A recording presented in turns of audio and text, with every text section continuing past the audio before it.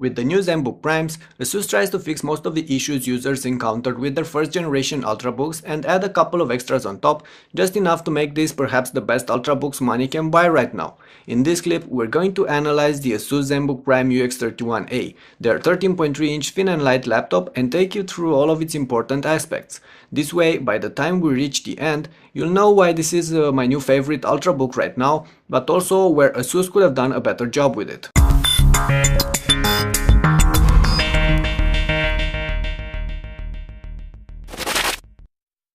We're going to start by taking a quick look at the exterior. Of course, if there's one thing customers loved about the first Zenbooks, that's the extravagant looks. With a brushed aluminum body and a thin silhouette, the Zenbooks are among the most appealing laptops ever built, especially if you're after a bit of glam, although some might find the Asus Ultrabooks a bit ostentatious. The Asus UX31A weighs 2.96 pounds and measures 0.65 inches in its thickest point, but it does seem a lot sleeker, mainly because its front part is significantly slimmer than the back. In fact, you should be careful with those sharp edges, they might cause unpleasant accidents. The Zenbook Prime isn't, however, the thinnest or the lightest ultrabook in its class, but that's somewhat compensated by its sturdy feel and solid build quality. The UX31A lines a couple of ports on its sides. On the left, there's an USB slot, an audio mic jack, and a card reader. On the right, you'll get a power LED, the mini VGA and micro HDMI video output, another USB port, and the DC in.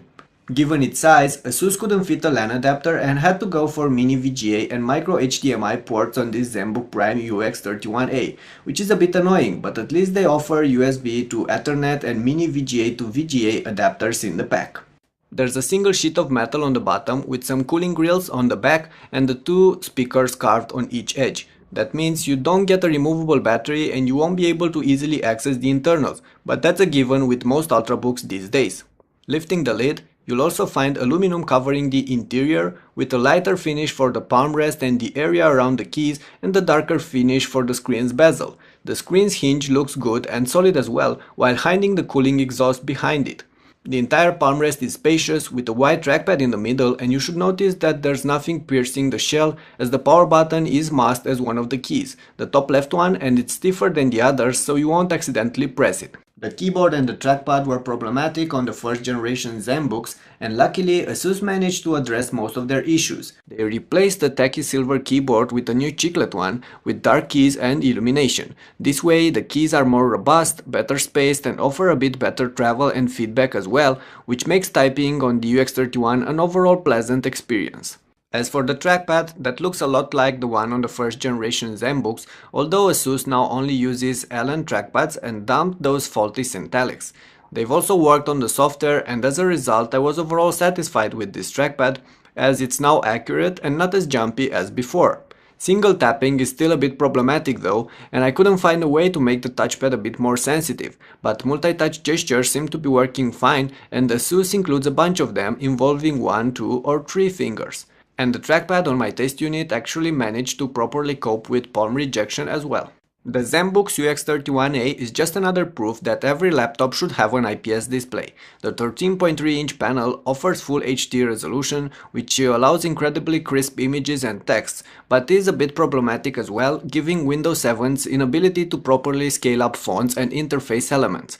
If you leave those as default though, everything is going to be very small on the screen, which can be annoying and even cause headaches.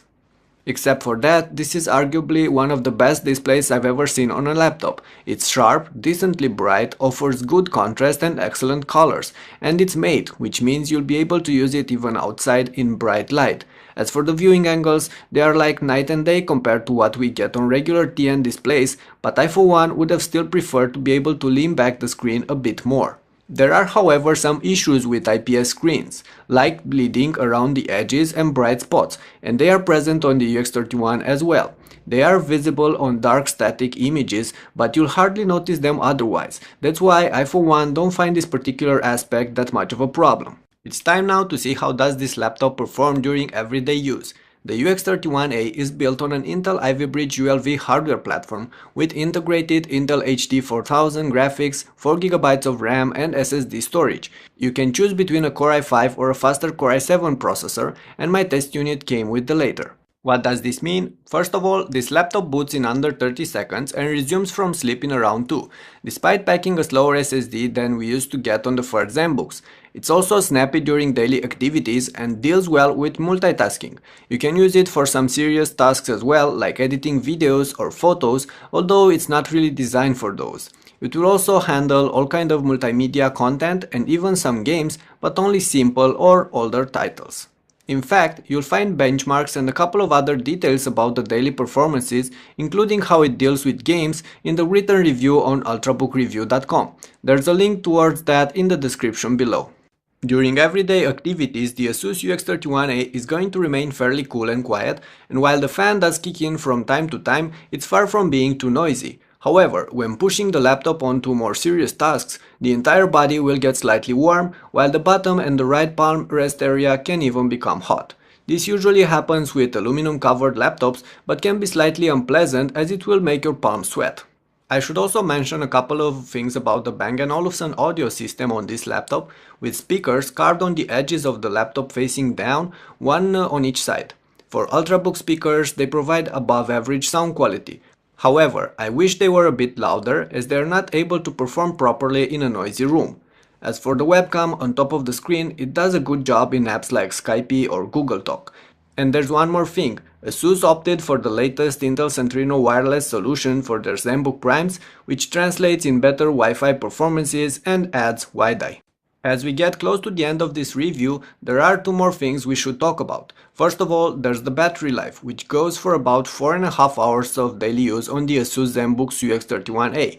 That's alright, I'd say, and can get better when using the computer lightly, dimming the screen or turning off the keyboard's backlighting. But there are ultrabooks out there that can offer 1 or maybe 2 hours of extra use time on a charge. And then there are the prices. Given the looks and all the features, you shouldn't be surprised that the Asus Zenbook Prime UX31A is one of the priciest ultrabooks in stores. The base config starts at $10.99 with a Core i5 processor and 128GB SSD, while the top version will get to $14.99 with a Core i7 CPU, 256GB SSD and TPM. In the end, I can state that I'm glad to call the Zenbook Prime UX31A my new favorite ultrabook. I'm also happy to see that Asus listened to their customers' complaints about their first generation ultrabooks and managed to address almost all of them with the new laptop, improving the keyboard, trackpad and screen while upgrading it to the latest Intel hardware platform. It still has its issues with the rather slow SSD, average speakers and potential phone scaling problems, but I for one could actually live with them. On the other hand, the Zenbook is expensive, like I already said above, but if you want the best, you'll have to pay for it. And don't forget that it's still cheaper than a MacBook Air while out-featuring it on certain plans. Otherwise, you can find cheaper ultrabooks in stores that might be better fitted for a budget-oriented buyer, including the mainstream Asus Zenbook UX32 line. Okay, that concludes our video review for the Asus Zenbook Prime UX31A. Don't forget to share this clip to your friends if you enjoyed it and subscribe to our channel. More interesting videos will be available in the next days. Until then though, thanks for watching, Mike out.